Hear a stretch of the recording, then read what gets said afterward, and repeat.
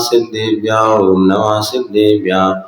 मंगलम भगवान वीरो मंगलम गौतम गणे मंगलम कुंद कुंदाद्यो जैन धर्मोस्तु मंगलम। सर्वमंगल मांगल्यम सर्वकल्याणकारकम प्रधानम सर्वधर्मानां जैनम जयतु शासनम। जय बोले महावीर भगवान की। शासन आचार्य भगवान श्री कुंद कुंद महाराज की, आचार्य गुरुवर्षी विद्यासागर जी महाराज की, आचार्य श्री समय सागर जी महाराज की।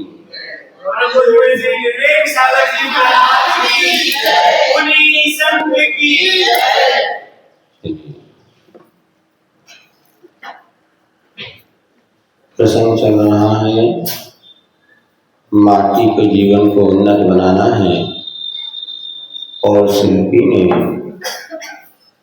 माटी को कुंभ का आकार प्रदान किया। उसमें कुछ चित्र और अंकों का अंकन्यास किया और माटी को कुंभ को सूखने के लिए खुले आकाश के नीचे रख दिया।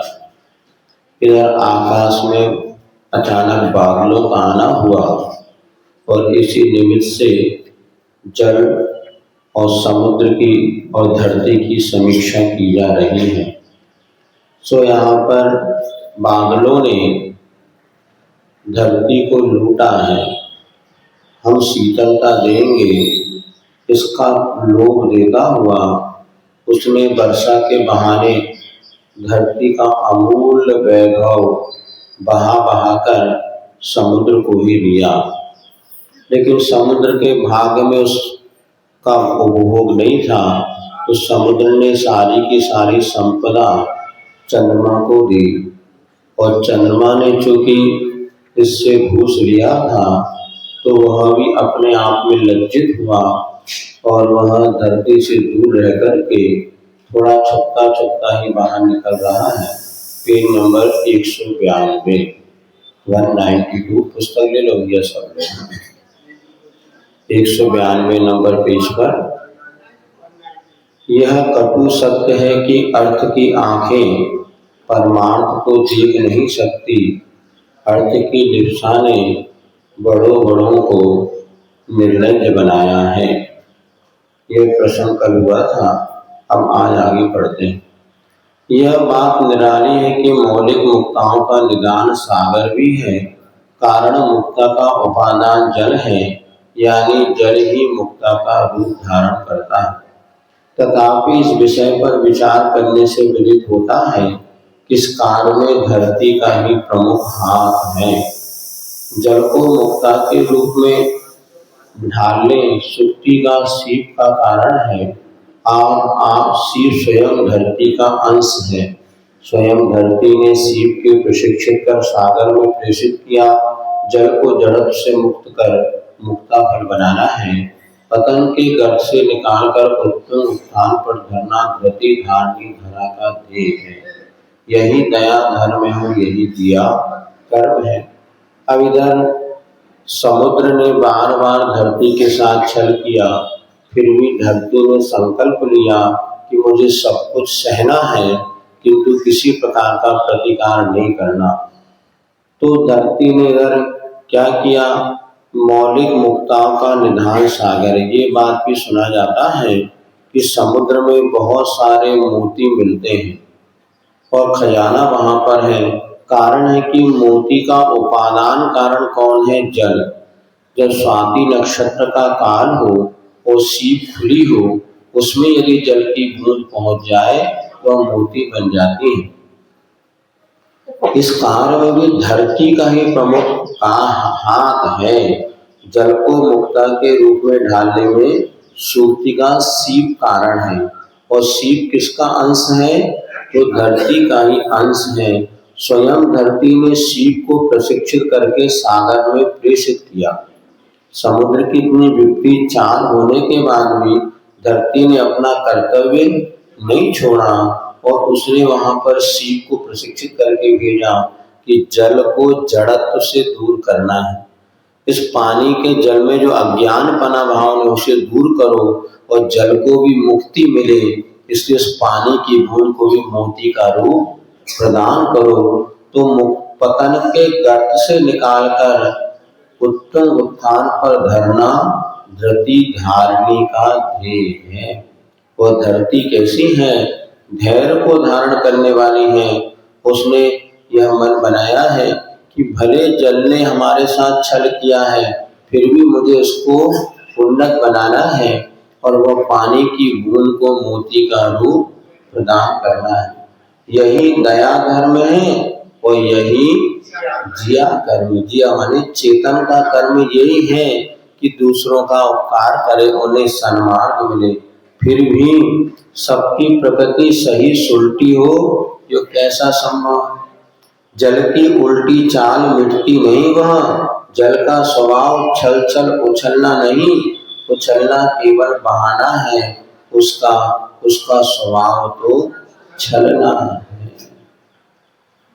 मुक्त मुखी हो ऊर्ध्वमुखी हो, सागर की असीम छाती पर अनगिन सूक्तियां तैरती रहती हैं जल कणों की प्रतीक्षा में। एक दो बूंदे मुख में गिरते ही तत्काल बनमुखी बनाकर सागर उन्हें डुबोता है। उसमें कोई छीन ना ले इस भय से। वो सीप जो है, इसका जो अंश है, माटी का जो अंश है, वो सीप को जब पानी में पहुंचा दिया और जैसे उसमें जल की बूंद गिरती है, वह सीप को बंद करके सागर अपने भीतर छुपा लेता है, कहीं कोई उसको छीन ना ले। अतल अगम गहराई में छुपा लेता है। वहां पर कोई गोताखोर पहुंचता हो संपदा पुनः धना पर लाने हेतु स्वयं ही लुट जाता है। खाली हाथ लौटना भी उसका कठिन है। दिन रात जागृत रहती है यहाँ की सेना। भयंकर विषधर अजगर मगरमच्छ स्वच्छंद संपदा के चारों ओर विचरण करते हैं। अपरिचित सा कोई दिखते ही साबुत निकलते हैं उसे। यदि वह पकड़ में नहीं आता हो तो क्या वातावरण को विषाक्त बनाया जाता है, तुरंत विष फैलाकर। यही कारण है कि सागर में विष का विशाल भंडार होता है। अब यहाँ पर अगर तो समुद्र में विशाल भंडार है, रत्न भी है तो विष भी वहां पर भरा हुआ है। कारण यह है कि वहां पर कोई गोताखोर अगर कुछ हीरे जवाहरात रत्न लेने पहुंचे तो वहां पर इतने सेना जो है अजगर वगैरह सर्प वगैरह, वो कोई भी अपरिचित दिखता तो विष छोड़ देते हैं, जिसकी वजह से सागर विष का भी भंडार बन गया है। सो यहाँ पर दिन रात ने ये प्रश्न किया आगे। पूरी तरह जल से परिचित होने पर भी आत्म कर्तव्य से चलित नहीं हुई धरती यह। कृतज्ञ के प्रति विघ्न उपस्थित करना तो दूर, विघ्न का विचार तक नहीं किया मन में। निर्विघ्न जीवन जीने हेतु कितनी उदारता है धरती की है। उद्धार की बात ही सोचती रहती है सदा सदा सबकी। देखो ना, बांस भी धरती का अंश है। धरती में कह रहा है बांस को कि वंश की शोभा तभी है जल को मुक्ता बनाते रहोगे युगों युगों तक। संघर्ष के दिनों में भी, दीर्घ श्वास लेते हुए भी, हर्ष के क्षणों में भी, फिर क्या कहना। अर्थात धरती माने उस बांस को भी कह रखा है, क्योंकि यहाँ पे अनेक प्रकार के मोतियों का जो निर्माण होता है उसमें जल उपादान होता है और शेष धरती उसमें निमित्त होती है। तो बांस जो है चूंकि धरती का ही अंश है तो वो तो हो गया निमित्त, और जल यानी होता है जड़। ल ड़ यो अभिधा, इनमें भेद नहीं मानते हुए जल को जड़ भी कहते हैं। अज्ञानी मूर्खता के साथ जो जुड़ा हुआ है, तो यहाँ पर उस जल को मोती बनाना है। धरती ने तो संकल्प लिया है कि कितना भी जल मेरे साथ विपरीत काम करके मुझे तो उसको मुक्ता बनाना है। उसने अपने बांस को भी कह दिया, जो बांस उगते हैं, कि देखो तुम चाहे संघर्ष हो चाहे हर्ष के क्षण हो, हर परिस्थिति में तुम्हें अपना एक कर्तव्य करना है, इस जल की बूंदों को मोती बनाना है। क्योंकि इतिहास में वंश मुक्ता भी मिलते हैं, बांसों में भी मोती होते हैं। तो वह धरती की आज्ञा है कि बांसों के लिए कैसा भी तुम्हारे जीवन में परिस्थिति आए, इस पानी की बूंद को मोती का रूप प्रदान करना। धरती माँ की आज्ञा पा बड़े बड़े घने जंगलों में गगन चूमते किरीकिलों पर बांस की संगति पा जल्दों से झड़ा जल वंश मुक्ता में बदलने लगा। जलद माने होता है बादल, जो जल को दे वो जलद। तो धरती माँ की आज्ञा पा लिया तो बड़े बड़े घने जंगल गगन चूमते गिरी को ले यानी पर्वत पर जो बांसों के झुंड थे, उन्होंने जल को वंश मुक्ता में बदलने लगे। तभी तो बंसीधर भी मुक्त कंठ से बंसी की प्रशंसा करते हैं। बंसीधर माने कृष्ण जी, वो भी मुक्ता पहनते कंठ में और अपने ललित लाल अधरों से लाड़ प्यार देते हैं बंसी को। फिर बदले में सुरीले स्वर संगीत सुनते हैं श्रवणों से मंत्र मुग्ध होकर अपने को दैनिक रात्रि सपने को।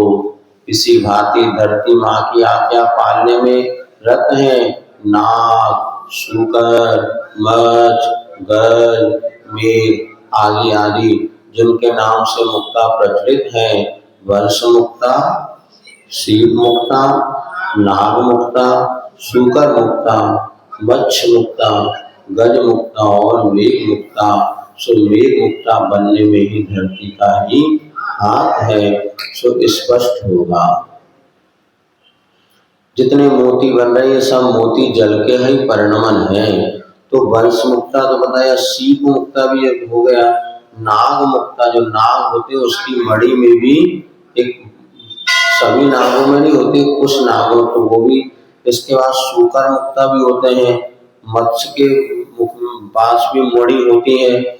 इस प्रकार गज के भक्तामर भिन्ने कुंभगल दूध जलम सोनिताता, तो वहां पे हाथी के गंधस्थल पर भी मोती होते हैं।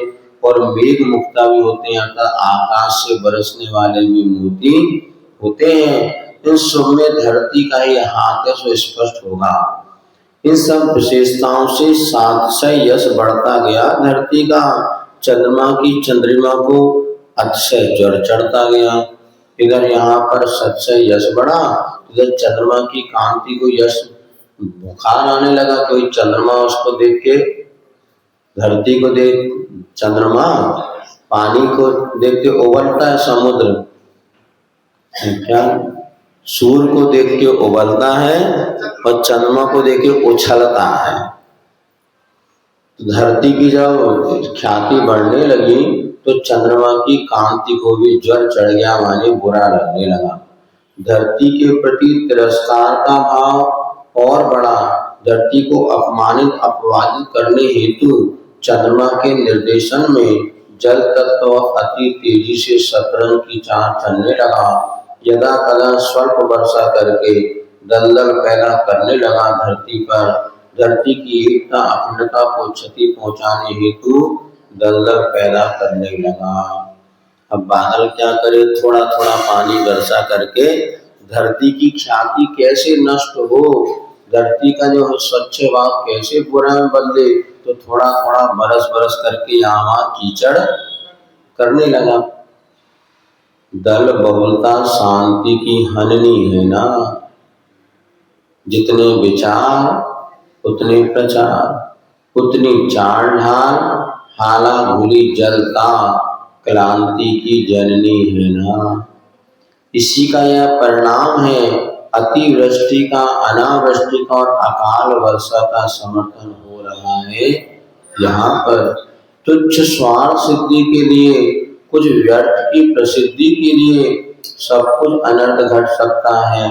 वह प्रार्थना कहाँ है प्रभु से, वह अर्चना कहाँ है प्रभु की परमात्म समृद्धि के लिए।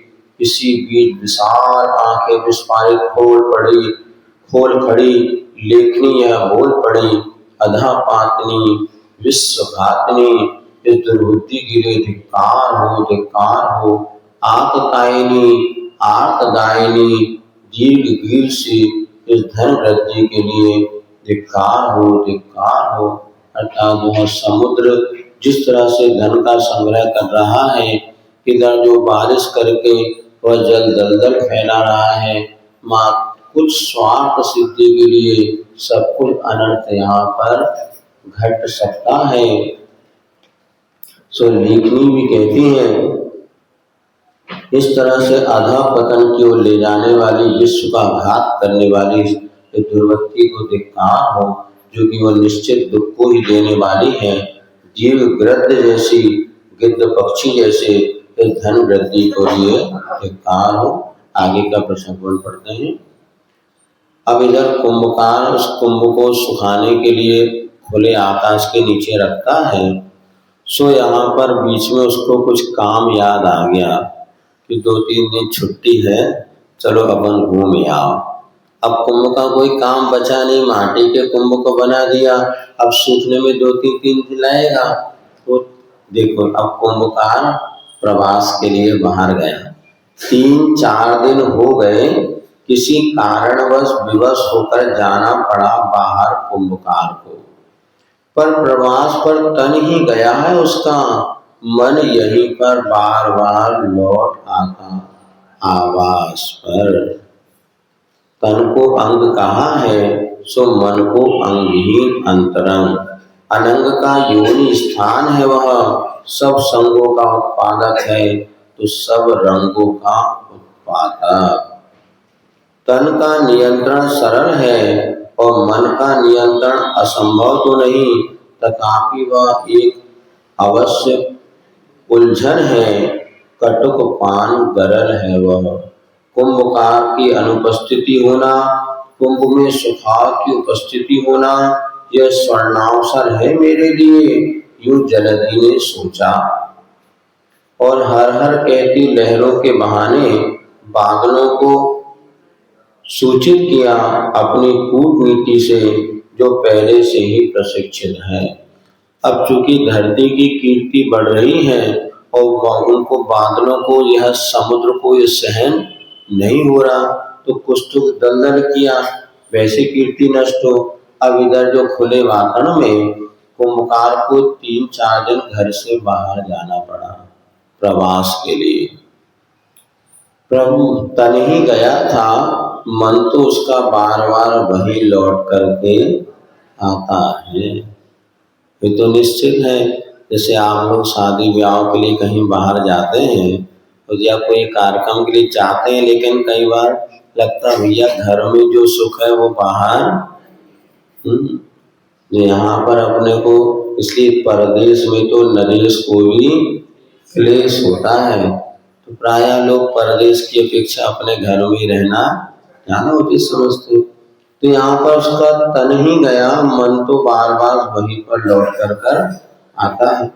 और तंग शरीर को तो अंग कहा है, पर मन तो है अंगहीन अंतरंग, इसलिए 5 इंद्रिय है, तो उसमें मन को इंद्रिय नहीं लिया, उसका कोई नियत स्थान नहीं। अनंग यानी काम वासना का जन्म देने वाला अगर कोई है, सारे के सारे परिग्रह आदि का कोई उत्पादक है, तो वह है मन। और सभी रंगों का उत्पादक मानो सभी रंग बिरंग वस्तुओं को अपने भीतर स्वीकारने का या उसके प्रति उत्पत्ति का कोई स्थान है अनेक प्रकार के, तो वह मन ही है। तन का नियंत्रण सरल है और मन का नियंत्रण असंभव तो नहीं, फिर भी एक बहुत कटुक गरल पान है। शरीर तो थोड़ी सी बातों में मान जाता, किंतु मन जो है कितना समझाने के बाद भी मन है कि मानता नहीं है। भजन गाते ना कौन सा, कितने से जितना भी समझाऊं उतना ही बचलता है। मन ऐसा ही है, लेकिन मन को समझाना तो पड़ता है। जिसने मन को समझा लिया उसने सबको समझा लिया। शरीर को ज्यादा समझाना नहीं पड़ता, शरीर की भूख ज्यादा नहीं है। शरीर को तो एक पाव आटा मिल जाए पेट भर जाता है, किंतु मन की भूख कितनी है, सारे दुनिया का आइटम मिल जाए तो ही मन कहता अभी नहीं। और ध्यान रखो, जितना आप संयोग संबंध बढ़ाओगे उतना मन चंचल बनेगा। और जितना निमित्त से बचोगे उतना मन को कंट्रोल कर सकते हैं। आज जो टेंशन बढ़ रहा है, तनाव बढ़ रहा है, पहले इतना नहीं था। पहले डिप्रेशन के मरीज इतने नहीं थे। कारण ये कि एक ही दो वस्तु थी, फटाफट चयन कर लेते थे। अब इतने सारे ऑप्शन हो गए। पहले दुकान में जाओ पेन खरीदने तो दो पेन मिलते थे, एक बॉल पेन होता था और एक जिप वाला पेन होता था। और बाद इन्हीं में क्वालिटी कोई 2 रुपए का होता था, कोई 5 रुपए का, तो जिसकी जैसी कैपेसिटी होती थी उतना ले लेता। अब व्यापारीकरण हो गया तो आपको एक ही में 10-20 प्रकार के पेन की क्वालिटी है। अब कौन सा लो, ये लो कि ये लो, कि इसके चक्कर में बेचारा घन चक्कर बन जाता है। और बाद में ये लिया तो भी इसमें संतुष्टि नहीं है। अब भैया जो पसंद नहीं है वो वाला बहुत अच्छा था, काश वो मिलता तो और अच्छा था। पहले हम लोग स्कूल पढ़ते थे, ये ध्यान है 2 ही 3 सब्जेक्ट होते थे, आर्ट्स ले लो, मैथ्स ले लो, कॉमर्स ले लो, बायो ले लो, ज्यादा ज्यादा 4 सब्जेक्ट हैं। और जितनी बहनें होती थी, महिलाएं, बेटियां, सब प्राय आर्ट्स लेते थे। आर्ट्स में भी होम साइंस, तो बढ़िया मिठाई ठाई खाने को मिल जाती थी प्रैक्टिकल के लिए। प्रैक्टिकल बना के लिए ज्यादा पढ़ना हो तो बहनों के लिए यही था कि भाई लड़कियों के लिए धन कमाना कोई अनिवार्य नहीं है। इतिहास का कोई भी ग्रंथ उठा के, कोई भी साहित्य उठा के देख लो कि लड़कियों ने कभी धन कमा के परिवार को चलाया हो।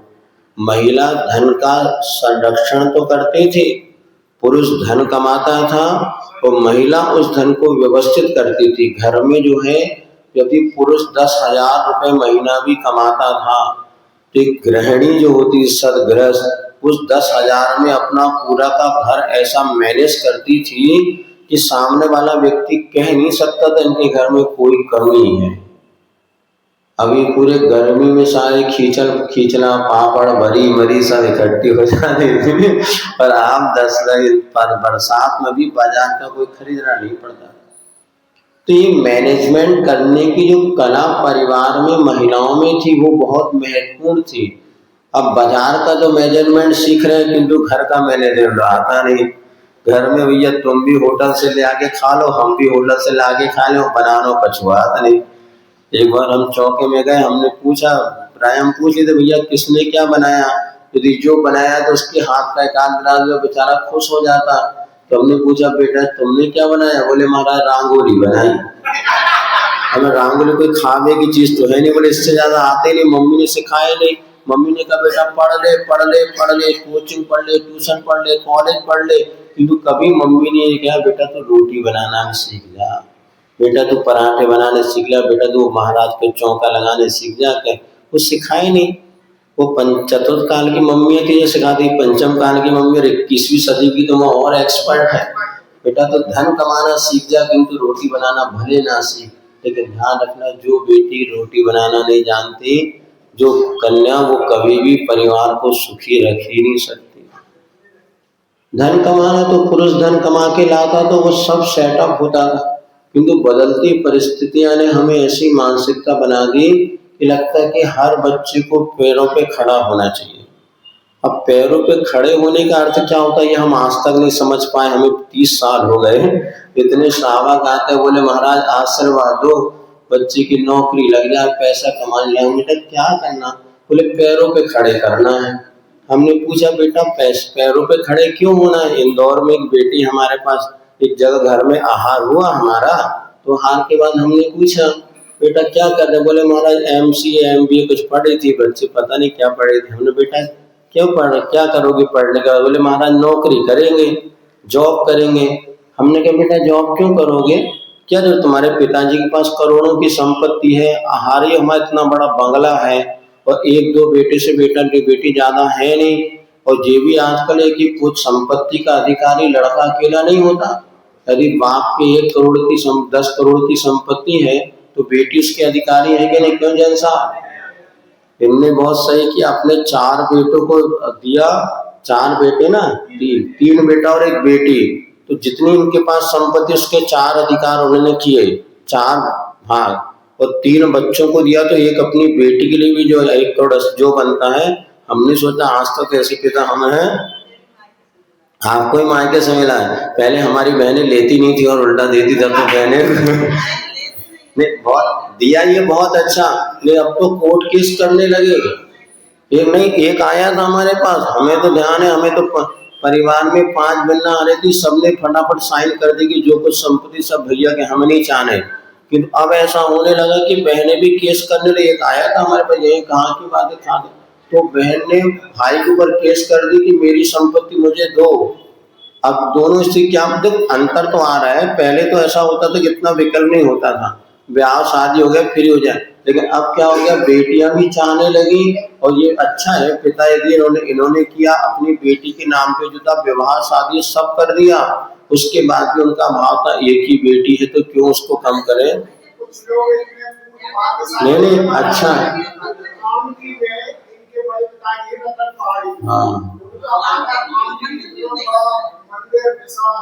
हाँ हाँ हाँ, नहीं नहीं, छिंदवाड़ा में ना कामटी वाले ने, क्या हो कामटी वाले। हाँ सुनो सुनो सुनो, बहुत अच्छा कचीते दे जाइए मंदिर को। सुनो सुनो, हाँ हम ये कह रहे हैं बहुत अच्छा है, लेकिन क्या होने लगा कि धन के अधिकार बेटी पिता की संपत्ति है, तो आधा अधिकार तो वैसे बेटी का कानूनन है। इसीलिए यहाँ पर, और पहले भी घरों में क्या होता था, पैरों पे खड़े होने का तो ये नहीं होता था धन कमा। हमने उससे पूछा, बेटा तुम नौकरी क्यों करना चाहती हो, उसने एक ही जवाब दिया, शादी के बाद तलाक हो गया तो।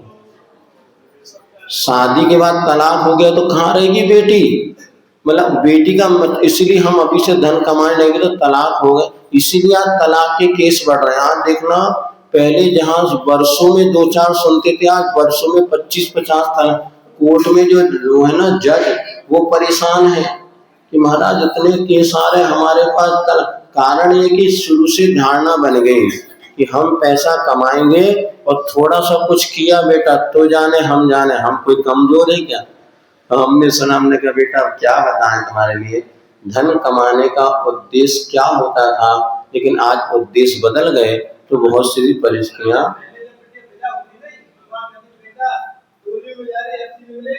हाँ, वो कह रहे हैं जब विदाई होती थी, माँ कहती थी बेटा अब तेरी डोली यहाँ से निकल रही है, वहां से अड़ती ही निकलेगी। अब कहते बेटा तू जा, मैं हूँ, चिंता नहीं करना, लड़ना भिड़ना और दम से रहना, नहीं तो मेरे फोन करना, मैं सब निपटा लूंगी। सिलाई कढ़ाई बुनाई, चलो ठीक है, अपन ये पढ़ लेते हैं। कहने करते हैं कि तन का नियंत्रण सरल है, मन का नियंत्रण असंभव तो नहीं, तथापि वो एक अवश्य उलझन है। कुंभ कांड की अनुपस्थिति होना, कुंभ के सुखाव की उपस्थिति होना, जो स्वर्णावसर है मेरे लिए, यो जलधि ने सोचा, उस समुद्र ने सोचा ये बहुत अच्छा गोल्डन चांस है कि इधर तो कुंभकार बाहर गया है, और यदि मैं इस कुंभ को नष्ट कर देता हूं तो मेरे मन को बड़ी शांति मिलेगी। और हर हर करती लहरों के बहाने बादलों को सूचित किया अपनी कूटनीति से, और पहले से प्रशिक्षित ऐसे बादलों को उन्हें समझाया, जलधि जड़दी है, इसका अभाव बुद्धि का अभाव नहीं, परंतु जड़ यानी निर्जीव चेतना शून्य घटपट पदार्थों से, जी यानी बुद्धि का प्रयोजन और चित्त की अर्चना स्वागत नहीं करना है। जल्दी माने समुद्र को कहते हैं जल्दी, उसका देखा जाए तो जड़ यानी अज्ञान भाव भी निकलता है। तो समुद्र के पास अज्ञानता है, अर्थात वो निर्जीव जो शून्य घट पट आदि पदार्थों को तो वो स्वीकार करना चाहता है, किंतु चेतन का कोई स्वागत नहीं करता। जड़ वस्तुओं के संग्रह करने में व्यक्ति अपने आप को सुखी मानना और चेतन की परवाह ना करना, यही जड़ बुद्धि है। जो कल पढ़ा था ना अपन ने, भोक्ता पुरुष चला जाएगा और भोग्य वस्तु यहाँ पड़ी रहेगी। बड़े बड़े महल पड़े रह गए, महल को रहने वाले चले गए। बड़े बड़े मकान पड़े हैं, रहने वाले वहां पर एक दो हैं, वो भी नहीं बचे। ज्यादातर अब बड़े बड़े महानगरों में, कॉलोनी में आप चले जाओ, जाए कहीं पर भी सब करोड़ों के मकान हैं और रहने वाले 2 ही भूत हैं, बस बाबू बाबा डकर मुझे बच्चे हैं नहीं। एक बच्चा था, वो उसकी नौकरी लगे, वो पूना बम्बई चला गया, बिटिया थी, ब्याह शादी हो गए, अब बच्चे को, अब वहां जाओ तो कहते महाराज हमारे फ्लैट में जगह नहीं। अब बेटा कहता फ्लैट में जगह नहीं। एक संस्मरण हमें ध्यान आता है, एक माता पिता ने अपने बच्चों को पढ़ा लिखा के इतना योग बनाया, और यहाँ तक कि उन्होंने बताया हमारे पास 3-4 एकड़ जमीन थी, उतना पैसा नहीं था, लेकिन बच्चों को पढ़ाया लिखाया, और 4 साल में उन्होंने एक एकड़ जमीन बेच करके, और पूरे 4 साल में पूरी जमीन बेच करके वो खाली हो गए और बच्चे की पढ़ाई करा दी, और बच्चा पढ़ लिख करके अच्छा इंजीनियर बन गया। अब जब वो माँ हमारे पास आई तो हमने पूछा कि अब तो बढ़िया सुख है, तो बोले हाँ। हमने कहा बच्चे के पास रहने क्या? बोले नहीं महाराज, बच्चे के पास हम मैं जाकर के स्कूल जहाँ रहता उसका छोटा सा मकान है, अब उसके पास जगह नहीं है। वो तो ये कहता है माँ जब तुम्हें मेरी याद आए तो बुलाना, मैं तुम्हारे पास आ जाऊंगा, किंतु तुम मेरे पास क्या करे। वो कहता मुझे 10 किलोमीटर दूर नौकरी पे जाना, अपनी पत्नी को संभालना, बच्चों को संभालना। अब तुम्हारे मेरे फ्लैट में जगह तो कौन तुम्हें मंदिर कराने ले जाए, कौन तुम्हारी वो माँ व्रती थी, और व्रतों का कैसे? अब पिताजी तो थे, उन्होंने तो अपना मार्ग चुन लिया, तो माँ अकेली बची। अब वो क्या करे? तो वो ये कहता है जब आवश्यकता मुझे याद तो मुझे फोन करना, तो मैं तुम्हारे पास आ जाऊंगा, किंतु तुम मेरे फ्लैट में आओगी तो कैसे चलेगा माँ, आप भी समझदार हो। अब माँ भी सोचती बात समझदारी की थे उसके फ्लैट में तो। और सबसे बड़ी हमें फ्लैटों में लगता वही खाना वही मचाना, ये सबसे गहरा। फ्लैटों में आहार करने का आहार मन नहीं होता। ये तुम्हारे 2 BHK फ्लैट जो बनते ना, 1 BHK 2 BHK, कभी इनमें भोजन करने की हमारी इच्छा नहीं होती। चले भी जाओ ना तो कर जरूर लेते हैं, क्योंकि वहीं पर हम पता जहाँ हमें खड़ा किया है ना, वहीं आसपास कहीं होगी व्यवस्था आपकी जाने की, वही रहते ना, वही मचाओ होते ही खाओ। पहले अपन ने देखा थोड़ी दूर होता था, अब तो हर कमरे में लेट, क्या कहते अटैच लेट बात है। और यदि उसमें हर कमरे में किचन के बाजू में थोड़ा सा 10 हाथ की दूरी भी नहीं रहती, और वही ये भी एक प्रकार से बीमारी और मानसिक विकृति का सबसे बड़ा कारण है। हमें तो ध्यान है पहले मकानों में घर होता था, घर के बीच में 10-15 फीट स्थान होता था, उसके बाद लेट बाथ होता था, और वो एक मर्यादा होती थी। अब जहाँ कमरे में आप रह रहे, बेडरूम के बाजू में 2 बने हैं, और जहाँ पर किचन है उसके आसपास में भी एक बनी है। अभी इतनी निकट निकट सारी व्यवस्था हो गई। तो कई बार एक बार का प्रसंग है, हम लोग कुंडलपुर में थे, 93 या 4 की बात है। उस समय जो आचार्य महाराज का वहाँ पे सामने जयपुर धर्मशाला बनी थी, और जयपुर धर्मशाला को अटैच लेट बाथ बना दिया। अब वो महाराज उस समय चर्चा की आतिश तो अटैच यहाँ कैसे आहार करेंगे?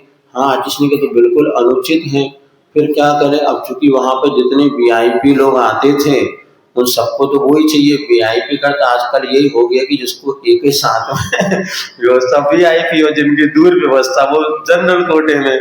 अब वहीं पे बनी थी। अब आतिशी से पूछा क्या करें, आतिशी हम लोगों का कैसे? तो आतिश ने कहा देखो भाई अब समस्या तो है, तो वो जो बाहर गैलरी बनी थी, बाहर है ना उसमें गैलरी, तो वो उनको श्राव के बाहर गैलरी में ही बनाओ और यहीं पर आहार कराओ, अंदर आप सो कुछ करो, लेकिन वहां पे चौका नहीं लगाना। फिर अब कभी भी जब भी वहां चौके लगते हैं बाहर की गैलरी में ही, क्योंकि जहां पर तुरंत अटैच लैट्रिन बाथरूम, वो स्थान भी शुद्धि का स्थान आहार के योग्य है ही नहीं। कम से कम 15-20 फीट दूरी तो हो। आगम में तो लिखा है ऐसे मलमूत्र वाले स्थान से 100 फीट की दूरी पर स्वाध्याय जहाँ होता है उसके या स्वाध्याय के लिए देना लैट्रिन बाथरूम वगैरह जो कम से कम 100 फीट की दूरी पर होना चाहिए।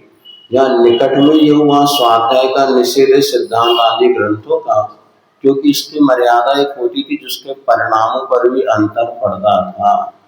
अब लेकिन बड़ी विचित्र व्यवस्था हो गई, इसीलिए अब क्या करें। अब छोटे छोटे का पहले घर बड़े बड़े पहले पहचान होती थी व्यक्ति की कि फलाने व्यक्ति का कहाँ नाम है क्या नाम है। अब नाम से पहचान नहीं होती, नंबर से पहचान होती है, कौन से नंबर के मकान है। चलिए जो है एडजस्ट तो करना है। तन का नियंत्रण सरल है। अच्छा ये हो गया। तो सागर में परोपकारणी बुद्धि का अभाव है, जन्मजात है उसका स्वभाव। सागर माने सागर नहीं, ये समुद्र जो है ना उसमें जन्मजात बुद्धि से उसका यही है कि परोपकार को मुझे करना नहीं। कितना जल संग्रह कर लेगा लेकिन एक बूंद किसी के काम, जन्मजात उसका स्वभाव है। वही बुद्धिमानी है जो हित संपदक संपादिका और स्वपर आपस संहारिका, सागर के संकेत पाकर सादर सचेत हुई है, सागर से गागर भर भर अपार जल के निकेत हुई है। गजगामिनी भ्रम भ्रामनी दोहरी पतली कटी वाली, गगन की गली में अबला सी तीन बदली निकल पड़ी। अब सागर ने तीन बदलियों को तैयार किया कि जाओ वो कुंभ पर पानी बरसाना जिससे कुंभ नष्ट हो जाए। ऐसी हैं वे बदलियां, सागर के संकेत पाकर सचेत हो गई और समुद्र से पानी भर लिया उन्होंने और अपार जल के निकेत मतलब घर बनी, अपार जल को इकट्ठा करके गजगामिनी माने हाथी के चाल वाली, भ्रम भ्रामिनी और जिनको देखकर अच्छे अच्छे लोग भटक जाएं, ऐसी दुबली पतली कटी माने कमर वाली, गगन की गली में अबला सी तीन बदली निकल पड़ी। पहली दधी दबला साड़ी पहने पहली वाली बदली वह, ऊपर से साधनारत साध्वी सी लगती है। पहली बदली जिसने सफेद रंग की साड़ी पहनी है, दही के रंग वाली, ऊपर से लगता है ये साधनारत कोई साध्वी है। रति पति प्रतिकूला मति माली, पति मति अनुकूला गति वाली, इससे पिछली पिछली बदली पलाश की हंसी सी साड़ी पहनी है, गुलाब की आभा भी फीकी पड़ती है जिससे।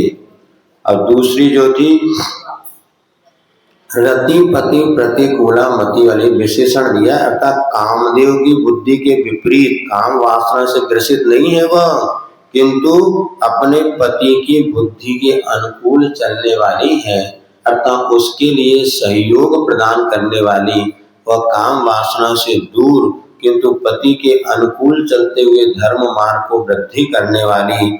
और इससे पिछली माने बिचली बीच वाली जो बदली थी, पलाश की हंसी सी, पद्म पीठ पद्म और शुक्लेशा, तो कमल के पत्ते की जैसे वह गुलाब की आवा वाली बीच वाली, लाल पगतली बाली लाली रची, पद्मिनी की शोभा सकुचाती है जिससे।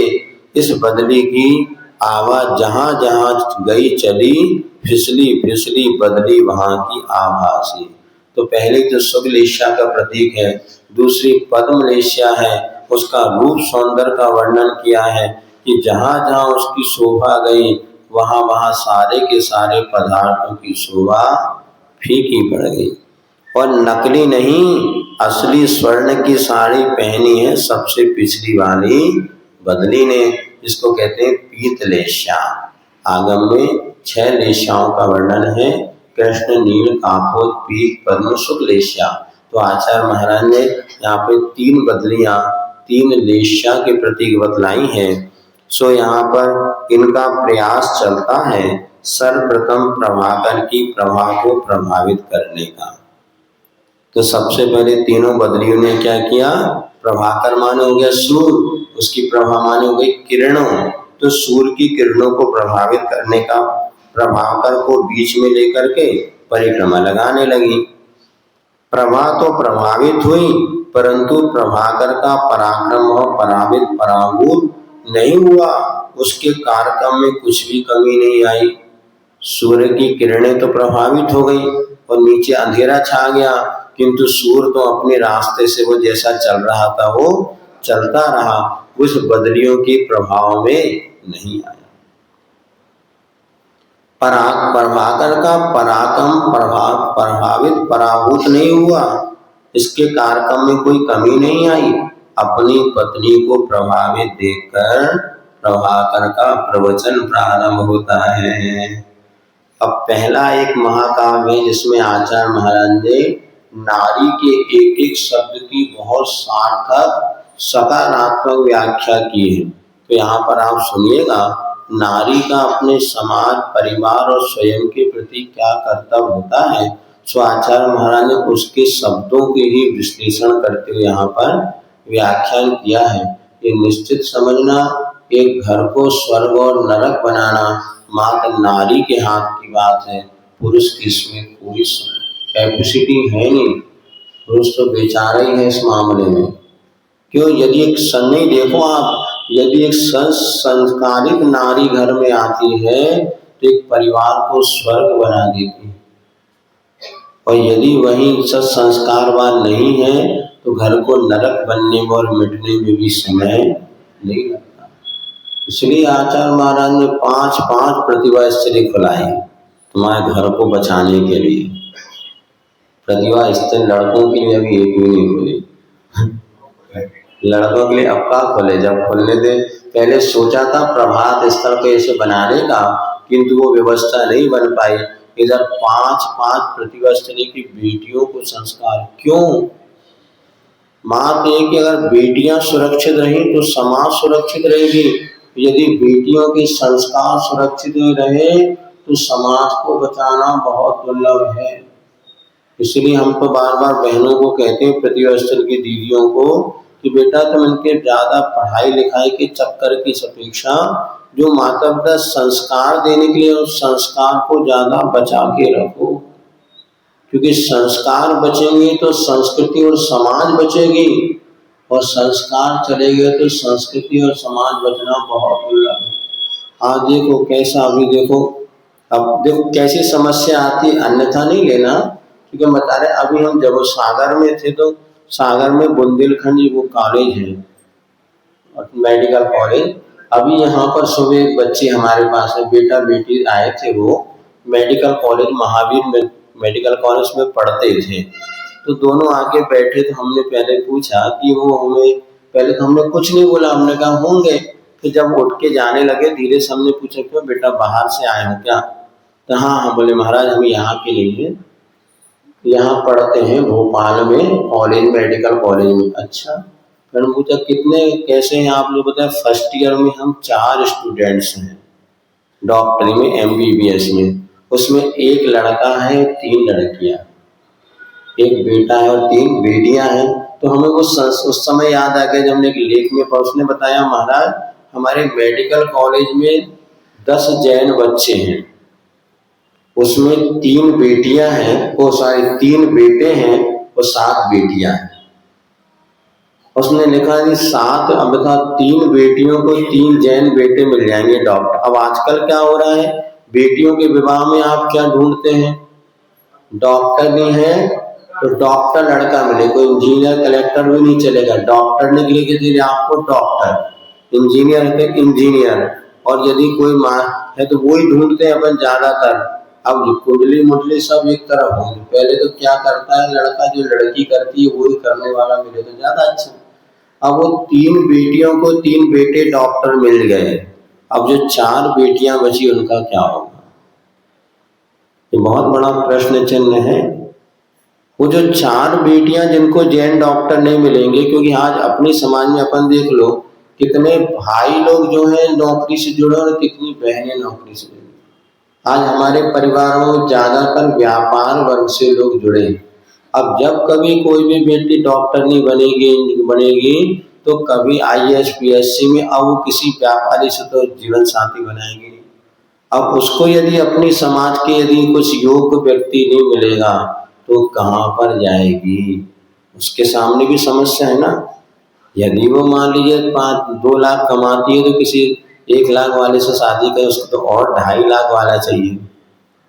बड़ी समस्या। अब वहां पर उस व्यक्ति ने प्रश्न किया कि महाराज यदि अब वो 4 बेटियों का भविष्य क्या है, ये बहुत प्रश्न चिन्ह है, लेकिन इस पर कोई विचार करता ही नहीं। तो परिस्थिति यही है। फिर भी जब प्रभाकर का प्रवचन प्रारंभ हुआ, प्रवचन प्रासंगिक है पर है सरोष। प्रासंगिक, सरोष माने थोड़ा सा गुस्सों से भरा हुआ है। अतीत के असीम काल प्रवाह में स्त्री समाज द्वारा पृथ्वी पर प्रलय हुआ हो, सुना भी नहीं देखा भी नहीं। प्रलय हेतु आगत बदलियां ये क्या अपनी संस्कृति को विकृत छवि में बदलना चाहती हैं? अपने हो या पराए भूखे प्यासे बच्चों को देख माँ के हृदय में दूध रुक नहीं सकता, बाहर आता ही है उमड़कर। इसी अवसर की प्रतीक्षा उस दूध को रहती है। क्या सदैव हृदय भी आज प्रलय का प्यासा बन गया है? क्या तन संरक्षण हेतु धर्म ही बेचा जा रहा है? क्या धन संवर्धन हेतु शर्म ही बेची जा रही है? स्त्री जाति की कई विशेषताएं हैं जो आदर्श रूप में प्रमुख पुरुष के सम्मुख। अब चूंकि ये तीनों बदलियां इसलिए आई थी कि कुंभ को नष्ट कर दिया जाए, वो भी समुद्र ने उनको आदेश दिया था। तो बदलियां सीधी सादी, उन्होंने कहा ठीक है भैया, स्वामी की आज्ञा है तो मानना है। और कुंभ को नष्ट करने के लिए आकाश में तीनों बदलियां आ गई, उन्होंने सूरज की किरणों को प्रभावित कर दिया। तो यहाँ पर जो सूरज था उसने भी कुछ कहा, कहता है सुनो, अतीत के असीम काल प्रवाह में कभी भी स्त्रियों द्वारा पृथ्वी पर प्रलय किया हो ना सुना है ना देखा है। प्रलय हेतु आगत बदलियां क्या अपनी संस्कृति को विकृत छवि में बदलना चाहती हैं? जब आज तक कभी इतिहास में ऐसा हुआ नहीं, तो तुम अपने इस तरह से प्रलय मचा करके क्या अपनी संस्कृति और संस्कारों को विकृत करना चाहती हैं? अरे स्त्री तो वो होती है, अपने हो या पराए, भूखे प्यासे बच्चों को देखकर माँ के हृदय का दूध रुकता नहीं, उमड़ कर कहीं बाहर आ जाता है और हमेशा इसी अवसर की प्रतीक्षा रहती है उस माँ के दूध को। प्यासा कोई भी है तो उसकी प्यास बुझाने में वो हमेशा भावना रखती है। क्या सदैव हृदय जो है वो प्रलय का प्यासा बन गया? जिसके हृदय में दया था वो प्रलय की प्यास बन गई। क्या शरीर की संरक्षण हेतु धर्म ही बेचा जा रहा है? तो क्या धन संवर्धन हेतु शर्म यानी लाज लज्जा ही बेची जा रही है? स्त्री जाति की कई विशेषताएं हैं जो आदर्श रूप है पुरुष के सम्मुख। मतलब स्त्रियों में जो गुण है वो पुरुष के लिए भी आदर्श है, लेकिन खेद की बात है आज स्त्रियां पुरुष बनना चाह रही हैं, हर चीज में पुरुष की होड़ करना चाह रही। लेकिन पुरुष की यदि 4 गुण भी तुम्हारे भीतर आ जाए ना, तो स्त्रियों का वो जो अपना स्त्रीत्व बना वो नष्ट हो जाएगा। लेकिन स्त्री के अगर जो गुण, अच्छे गुणों की बात ले तो दया, वात्सल्य, प्रेम, अपनापन, परिवार के ये यदि गुण पुरुष के भीतर आ जाए तो वास्तव में पुरुष का बुरा नहीं होगा, किंतु उसको पारिवारिक और अपने जीवन को अच्छा बनाने का अवसर ही मिलेगा। सैकड़ों उदाहरण आपको मिल जाएंगे जहां पर कि पुरुषों को उनकी पत्नियों ने धर्म मार्ग में लगा दिया, यहाँ तक धर्म मार्ग नहीं मुनि बना दिया। रानी चेलना ने राजा श्रेणी को छायिक सम्यक दृष्टि बना दिया। सोचो तो, ये बात अलग है कि चेलना नहीं बन पाई। चेलना ने भी दीक्षा तो ली होगी शायद, चेलना ने दीक्षा ली, राजा श्रेणी तो नहीं ले पाया क्योंकि उसके पूर्व में नरक आयु का बंद हो गया था, तो उसके वैसे, लेकिन फिर कितना हो सकता था, उसने उसको छायिक सम्यक दृष्टि बना लिया। तो कहीं ना कहीं इस प्रकार की आदर्श रूप पुरुष प्रतिपल पढ़कर तो होकर भी पाप की पालड़ी भारी नहीं पड़ती, पल भर भी इनमें पाप भीरुता पलती रहती है। अन्यथा स्त्रियों का नाम भीरु क्यों पड़ा? एक भीरु नाम है। तो पाप से जो हमेशा डरती हैं, कभी इनके पाप की पालड़ी भारी नहीं पड़ती। परतंत्र होने के बाद भी पाप के मार्ग की ओर जो नहीं जाती वह स्त्रियां भीरु कहलाती हैं। प्रायः पुरुषों से बात होकर ही कुपथ पर चलना पड़ता है स्त्रियों को, परंतु कुपथ सुपथ की परख करने में प्रतिष्ठा पाई है स्त्री समाज में। कभी कभी पुरुष से प्रेरित होकर के परिस्थिति बसात यदि वो गलत मार्ग पर चली भी जाए तो भी कुपथ क्या है सुपथ क्या है, इसकी जो परीक्षा करने में स्त्रियां जितना चतुर हुआ करती हैं उतना पुरुष चतुर कई बार नहीं होता। इनकी आंखें हैं करुणा की कारिका, शत्रुता छू नहीं सकती ने, मिलन सारी मित्रता मुक्त मिलती रहती है इससे।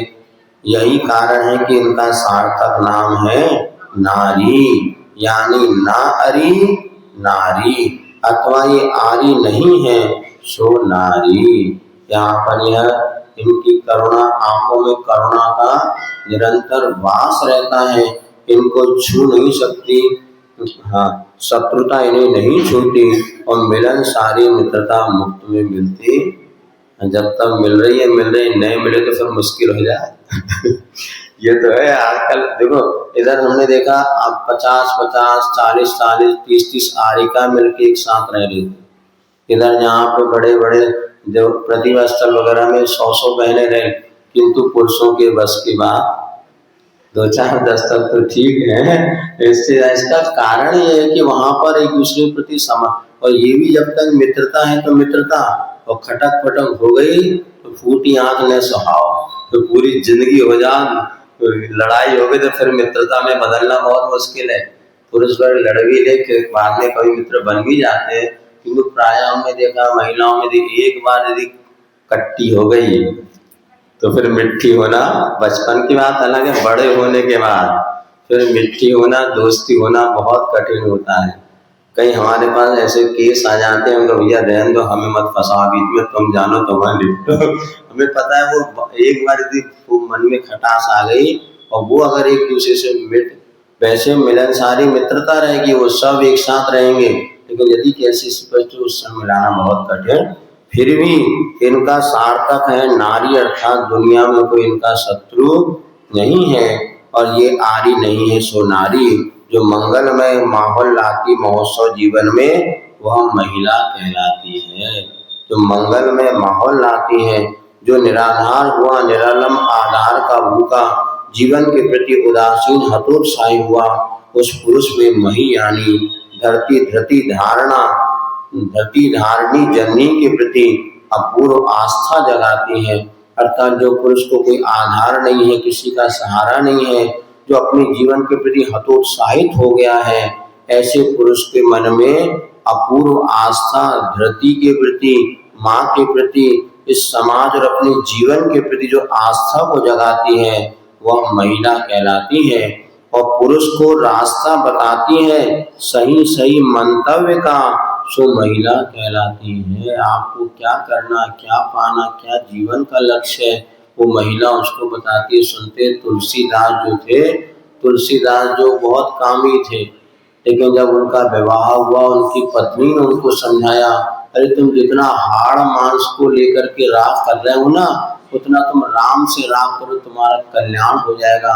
उनको अपनी पत्नी की बात समझ में आ गई और भगवान राम के प्रति ऐसा समर्पित हुए, उन्होंने रामचरितमानस रामायण लिख दी। और आज भी उनकी रामायण घर घर नहीं घट घट में लोगों के लिए प्रसिद्ध। वो एक उनकी पत्नी ने मात्र कहा था कि जितना वो उसके प्रति बताते, कहाँ वो ससुराल चले गए, बहुत लंबी चौड़ी कहानी है। एक पत्नी की ताड़ना देने पर तुम जड़ देर के प्रति इतना राग कर रहे हो, मलमूत्र का पिटाने जड़ के प्रति, यदि इतना तुम राग राम के प्रति करो तो क्या हो जाएगा। थोड़ी सी बात पुरुष को समझ में आ गई और आगे जो तुलसीदास की जिंदगी बदल गई। तो जो पुरुष को सही सही रास्ता दिखाती है गंतव्य का, वो महिला कहलाती है। चलो इतना ही नहीं, सुनो संग्रहणी व्याधि से ग्रासित हुआ पुरुष को, जिसकी संयम की जठराग्नि मंद पड़ी है, परिग्रह संग्रह से पीड़ित पुरुष को मही यानी मठा महेरी पिलाती है, सो महिला कहलाती। संग्रहणी रोग होता है, उसमें मठा पिलाने से वो ठीक हो जाता है। तब पेट में बहुत सारा मल जम गया हो तो भैया कुछ नहीं खाना पीना, छाछ पियो तो उससे।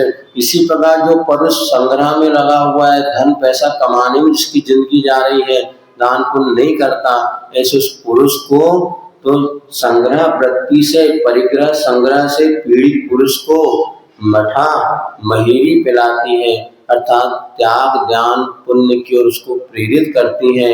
वे जोड़ जोड़ के क्यों रखते हो, कुछ इसका सही सदुपयोग करो, ऐसी वो महिला कहलाती है। इस प्रकार से और भी आगे शब्दों की व्याख्यान किया जाए।